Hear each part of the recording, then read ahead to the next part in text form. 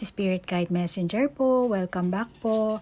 Okay guys, bago tayo mag-start ng ating reading, gusto ko lang po magpasalamat sa inyong lahat sa pagtangkilik nyo po sa aking serbisyo at sa pag-subscribe.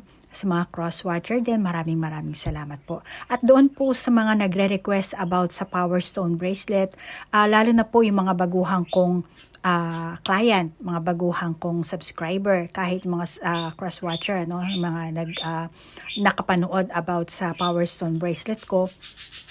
Pasensya na po ha, at katulad po ng palagi kong sinasabi, kaunti-kaunti lang po talaga ang ginagawa kong Power Stone Bracelet. Kasi kailangan po talagang bigyan ng dasal yan, basbasan, bigyan ng ritual. Kaya ang talisman, hindi po binabargain talaga. At ang ino-offer ko po dito talaga sa aking YouTube channel ay special po. 4 set po siya. Meron po siyang aroma oil at sa aroma oil na yon meron po kayong susulatan na papel na ilalagay niyo po doon sa loob ng bote. Wishing paper po ang tawag ko doon. And then, meron po akong kinakat na balat ng puting ahas po. Which is, binibili ko po yun sa shrine. Okay? At banal po ang turing nila sa ahas na yon, sa puting ahas na yon. At kinakat ko po yon at sinasama ko po sa 4 set na yan. So, 4 set po yan, which is isang Power Stone Bracelet at aroma oil, wishing paper, at yung balat na puting ahas. So, yan po ang set po yan. Dito ko lang po binibenta yan sa aking YouTube channel. At yung ibang mga binibenta kong Power Stone Bracelet dito sa Japan, lalo na sa mga Haponesa na meron pong pumapakyaw kasi, which is bracelet lang po talaga ang binibenta ko doon. Okay? So, meron pong nag-send sa akin ng question. At actually marami. At alam ko rin po na marami na rin sa inyo na nagiging spiritually awakened na po. Nakakaranas na po kayo yung dark night of the soul at kayo mismo naramdaman nyo na isa na kayong kakaiba after ng yung iba sa inyo after ng corona, ng COVID, bigla ang may nangyari sa inyong kababalaghan. Hindi nyo maintindihan, wala kayong taong walang taong makasagot ng inyong katanungan, At yung iba sa inyo dito naligaw sa akin, umalis, bumalik. So, hindi po coincidence na naligaw kayo dito sa aking channel. At maaring yung iba sa inyo, umalis kayo dahil hindi na ito yung inyong kailangan nyo mag-level up. Okay? So, kailangan talaga, hanapin nyo talaga yung sarili nyong, kung sino talaga kayo. Kung baga, yan ang una nyong assignment dito. Once na naging gumising na kayo sa mundo ng spiritual. Ngayon, yung nag-send sa akin na palagi daw siyang nadidrain. Bakit ganun? Palagi siyang pagod. Maraming kadahilanan po yan.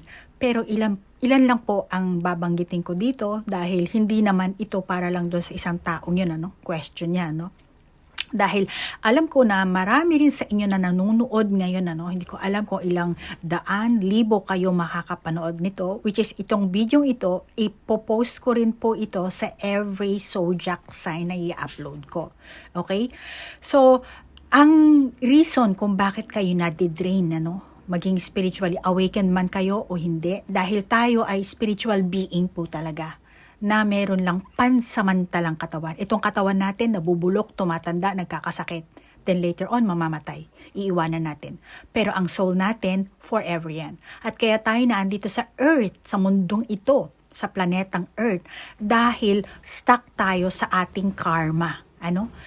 Meron tayong mga kasalanan, mga nagawang hindi mabuti. Yung iba sa atin, which is malamang hindi lahat, lalo na yung mga starseed, mga light worker, malamang kayo ay nag-volunteer lang, which is kahit na sabihin mong volunteer ka lang dito sa planetang Earth na to, which is meron ka pa ring senaryo, meron ka pa ring soul contract, meron kang ang tawag dito, yun.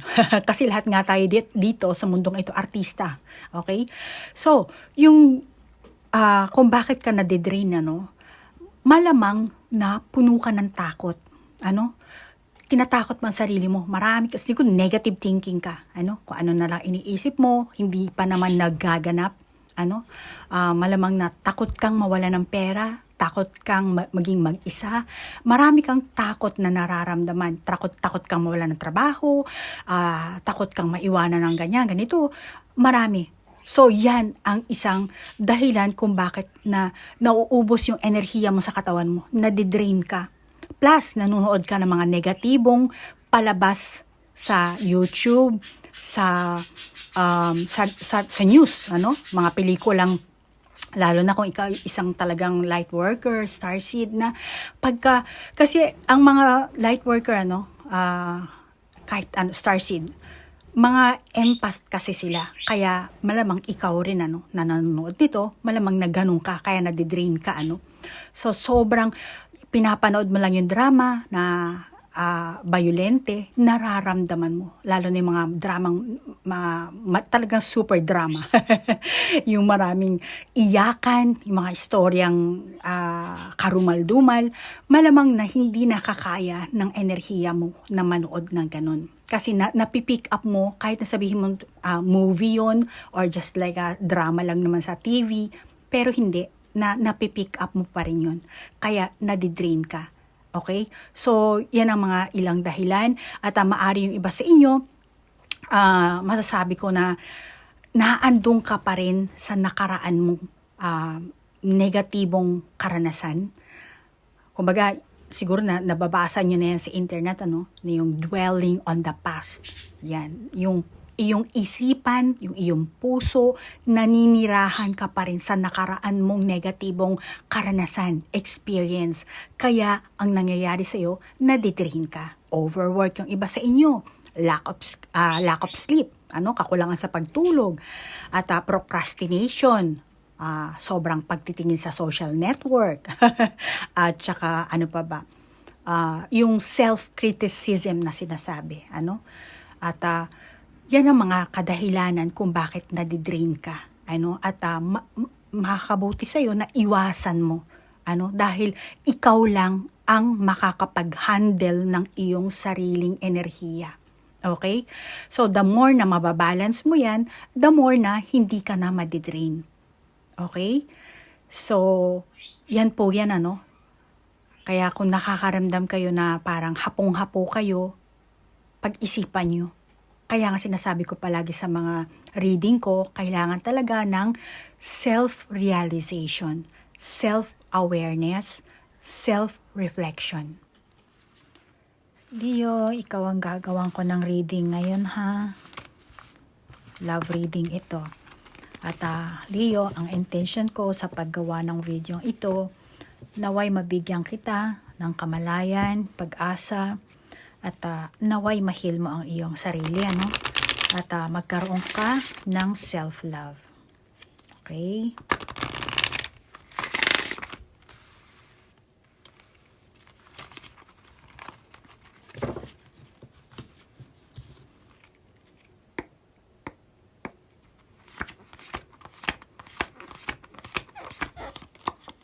Simplicity. Put your energy into the basics and let go of excess.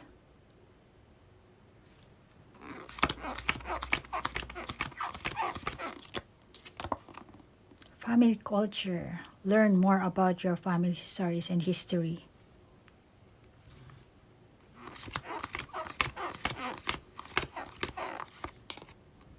Talk about your feelings. Tell a friend how you feel. Tell your friends how to feel. Grandparent. You have a special bond with a grandparent that can never be broken.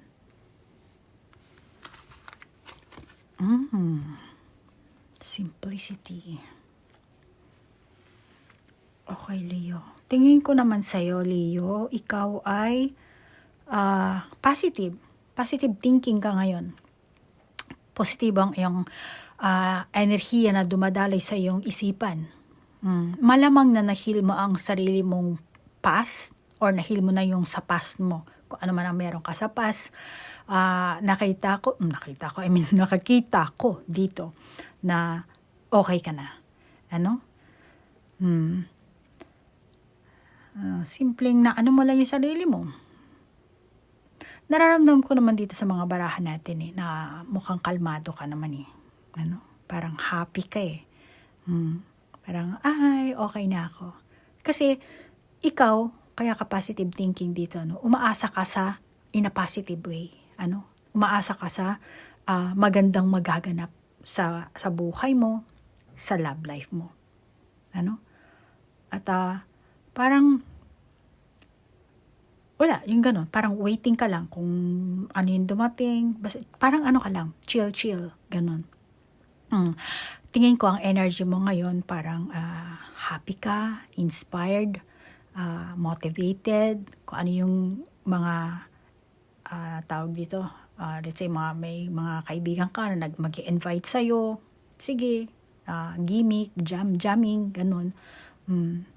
Baka yung iba sa inyo meron kayong bagong prospect, kaya inspired ka. Nakita mo na or sinasabi mo na sa friend mo na, ay, type ko si ganito, si ganon. Kaya tumaas din yung motivation mo dahil meron kang tao na nakilala na nagpatibok siguro sa iyo nagpatibok ng puso mo. At kung ano man ng masasabi kong mentally, emotionally, physically, or let's say spiritually, ganyan. Tingin ko naman sa mga ganyang klaseng issue, no time ka dyan. Tingin ko wala kang panahon para dyan. Kung isinantabi mo na yan, itinabi mo na yung ganyang klaseng issue na yan. Kasi, ready ka nang itapon yung mga past relationship mo, yung dati mong bagahe, at parang, okay, new beginning na. Kaya, yung pinag-uusapan yung feelings mo or nakikwento mo man sa friend mo, kung ano yung naramdaman mo before, hindi mo namamalayan, yun ang nagiging healing process mo. Alam mo yun? Sa kakakwento mo, talk about your feelings. Tell a friend how you feel. So, hindi mo namamalayan sa kakakwento mo sa mga friends mo, sa kakashare mo ng feelings mo, down na down ka, kung ano mang kalokohan na nangyari sa'yo, niloko ka, or sakit na naramdaman mo sa past, sa kakakwento mo, hindi mo namamalayan, na-heal mo na pala ang sarili mo. Kaya, ngayon, ready to mingle ka na. Yan ang sinasabi sa inyo ng baraha. Baka yung iba sa inyo, naandun pa lang kayo dito sa process na to. Sa kakakwento mo sa kaibigan mo, paunti-unti na nangyayari yung healing process. Hindi mo namamalayan. Actually, isang healing procedure din yan, Yung kasi bino-voice out mo yung sama ng loob mo, yung sakit na naranasan mo. Kasi pag masyado mong kinikim-kim, parang namumuo sa loob mo yung galit. At ang isa pa nakakita ko dito, Leo, kung ikaw yun ngayon, meron ng karelasyon, in a relationship ka, tingin ko, ikaw at ang person mo, mas lalo yung naging, mas lalong lumalim or lalalim. Ngayon nyo palang palalalimin ang inyong samahan, ang inyong pagmamahalan sa isa't isa, yung pagtitiwala nyo, kung ano man ang tawag dito. Kung dati hindi mo naman pinapakilala sa pamilya, sa family side mo, sa family side niya, ngayon more on, pati na yung samahan nyo, papasok na kayo sa ganong klaseng hindi naman sinasabing magpapakasal kayo or wala pa ako nakakitang ganong issue, ganong kaganapan, Pero ang nakakita ko, mas lalalim. Kung dati kayo lang, so ngayon papasok na yung ibang tao magiging involved sa inyong samahan, At pagtitiwala nyo rin sa isa't isa. Kaya kung dati may mga misunderstanding kayo, malalagpasan nyo yan at uunlad talaga ang inyong samahan in a positive way. Ano? Alamin, lumabas na. See? A merry motive. Alamin natin yung ng person mo, ha? Yung kanyang side naman, ang kanyang nararamdaman.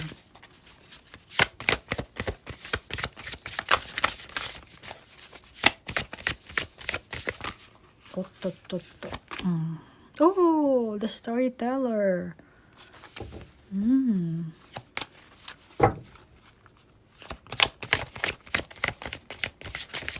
Ano ba nangyayari ngayon sa person? Eto, sige. Oh, in perfect harmony.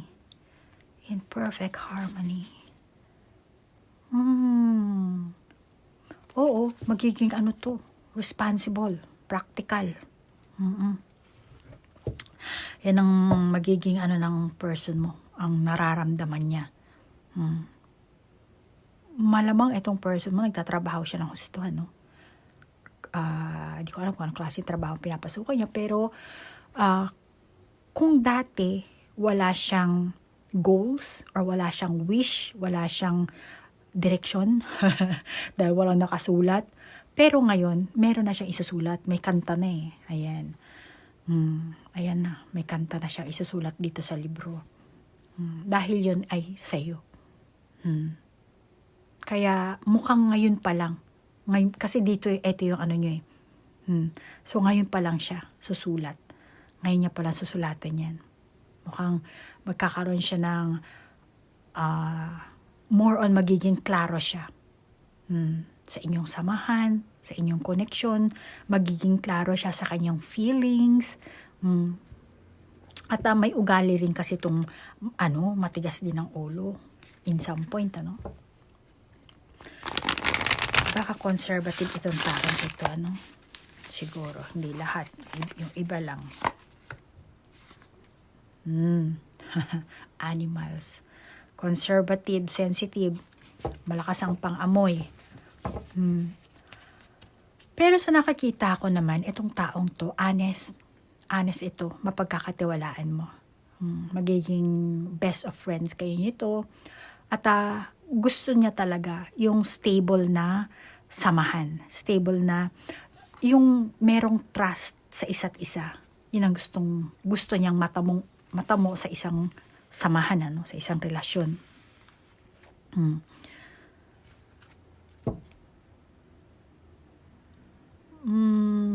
Masasabi kong magtitiwala ito sa'yo.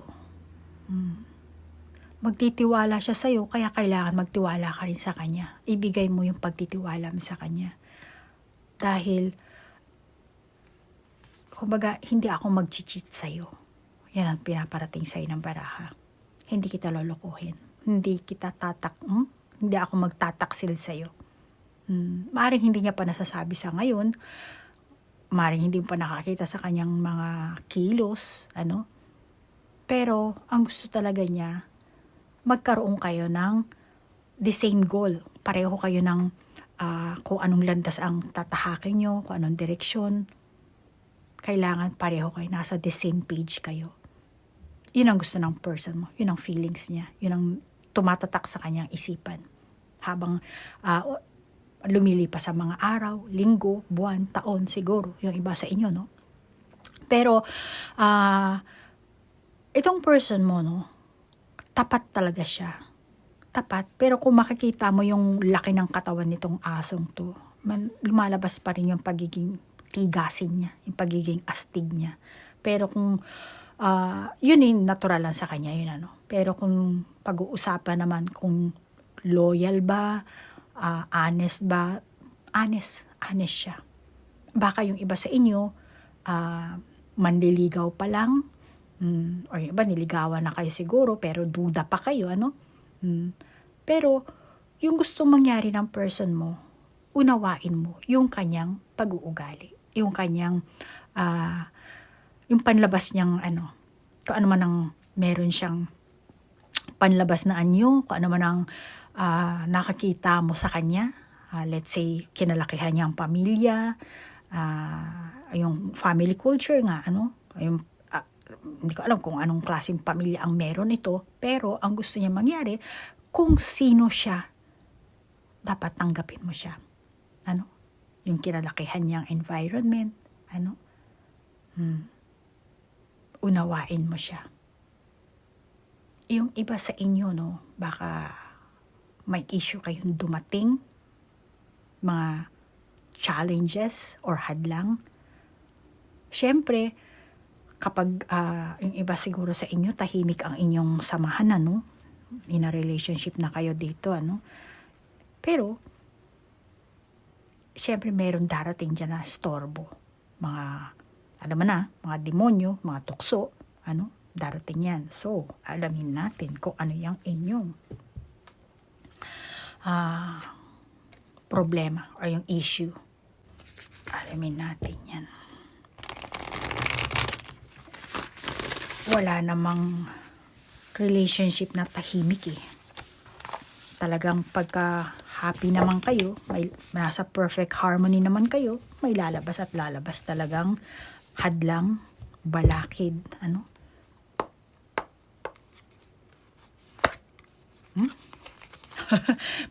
Dry na dry yung kamay ko, sorry.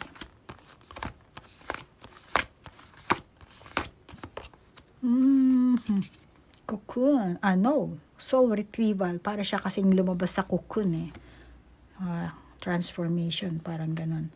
Soul retrieval.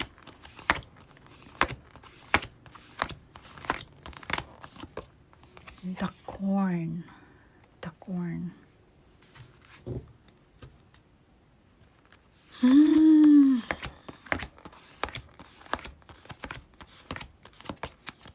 The curse.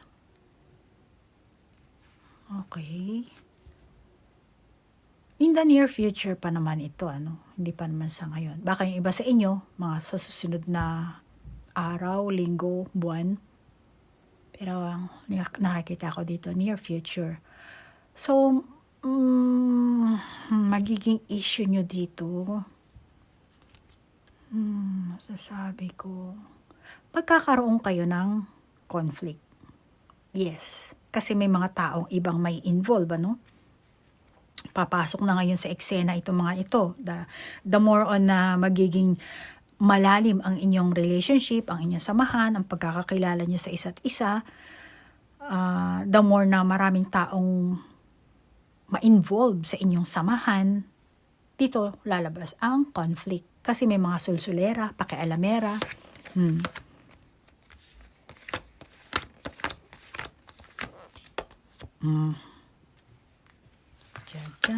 The hummingbird. Yes, oo. In the near future pa naman to. Dito ka nakakita ang magiging awayan, sulsul, kaya hindi ka rin makapaglabas ng opinion mo kasi maano ka. Kasi sasabi mo, kasi kamag-anak niya or friend niya or boss niya or kung ano man yan na parang hindi mapipigilan ka, hindi mo maibo-voice out yung tunay mo nararamdaman. Siyempre kailangan mo ring gamitin ang konsiderasyon mo dito, ano? So, malamang na magkakaroon talaga ng pagtatalo.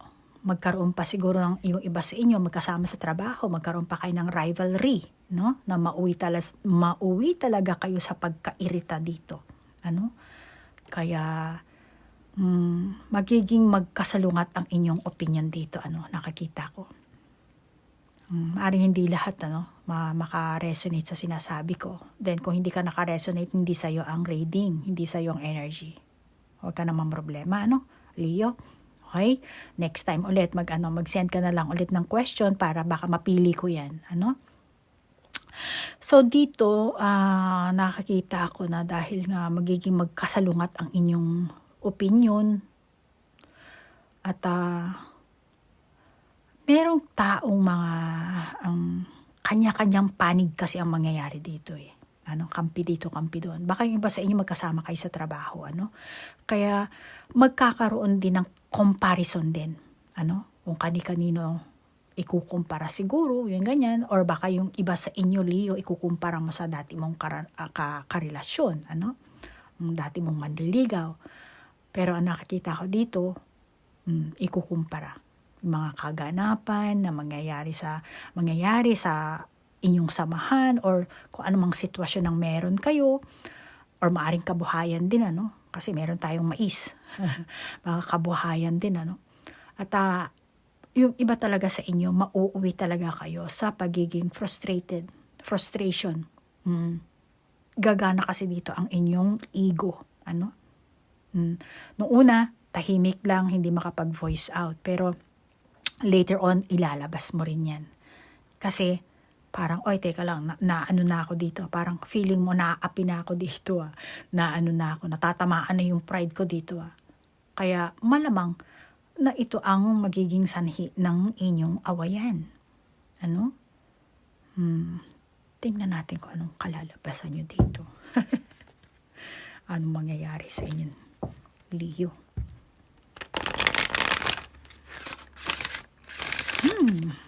Pasensya. Dry yung kamay ko. Mahilig kasi ako maghugas ng pinggan ng walang gloves. Tsaka maglaba sa kamay. Kahit may washing machine, naglalaba pa rin talaga ako. Lalo na yung mga white t-shirt. Labandera. Anyway.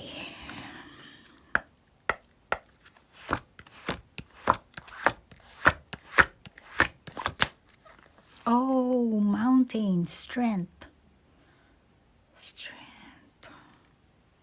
Diyan. Yan, para hindi tumama yung ilaw.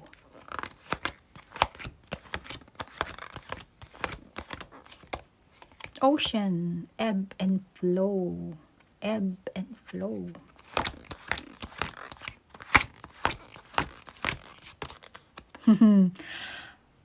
Emergence, dragonfly, ocean, mountain, dragonfly, ocean, mountain. Huwag ka mag-alala. Kahit magka-away-away, magkaroon ng conflict, nakikita ko naman may renewal na magaganap. Magkakabati. At may pag-asa na magkaayos kayo. Kahit na sabihin mong maraming taong magsusulsol, makikialam, makikisawsaw, ibang taong mai-involve sa inyong samahan. Nakakita ko na meron namang magandang pag-asa. Yun naman ay kung kayo ay magsusumikap. Kung magsusumikap kayo sa isa't isa. Pero kung hindi, wala rin. At kung magiging responsible kayo sa bawat kilos at pananalita nyo, pantay. Kailangan nyo kasi ng realization dito. Kailangan nyo maging committed sa inyong relasyon. Dahil kung hindi, mauuwi talaga kayo sa bula. Diba pagka umaano yung dagat nagkakaroon ng bula, mauuwi kayo sa bula.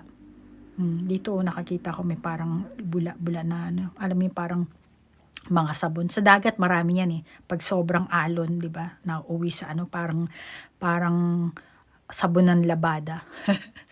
Kaya kailangan nyo pa rin ng effort, para magkaroon kayo ng renewal, panibagong samahan, panibagong pagtitiwala sa isa't isa, panibagong paniniwala, para ma-overcome nyo. Kailangan nyo kasi ma-overcome yung mga doubt nyo sa isa't isa. Meron ka ring self-doubt sa sarili mo, siya rin, ganun din. So, kailangan nyo talaga ng effort. At ang masasabi kong keywords nyo dito, sa inyong samahan, na strength, lakas talaga.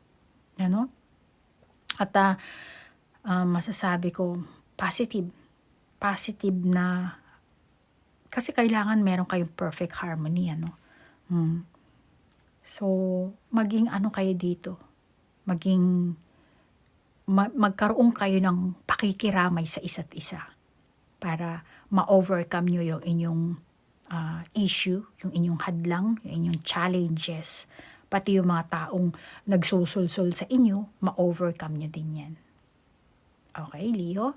So, positive reinforcement, encouragement, and compassion ang inyong keywords para magkaroon kayo ng perfect harmony ng iyong person. So Leo, hanggang dito na lang ang ating reading. Maraming salamat sa oras na inilaan mo. At maraming salamat din po sa inyong like, share, comment at sa mga bago kong subscriber. Thank you po. Mag-send lang po kayo, mag-leave kayo ng comment or ng question nyo para next time mapili ko po kayo. And then doon din po sa mga cross-watcher kung gusto nyo magtanong. Meron kayong tanong about sa love life nyo, money, career, i-leave nyo lang sa comment section. Baka mapili ko kayo. Binabasa ko po yan. Okay? So, maraming salamat. Hanggang dito na lang. Namaste po. Bye-bye.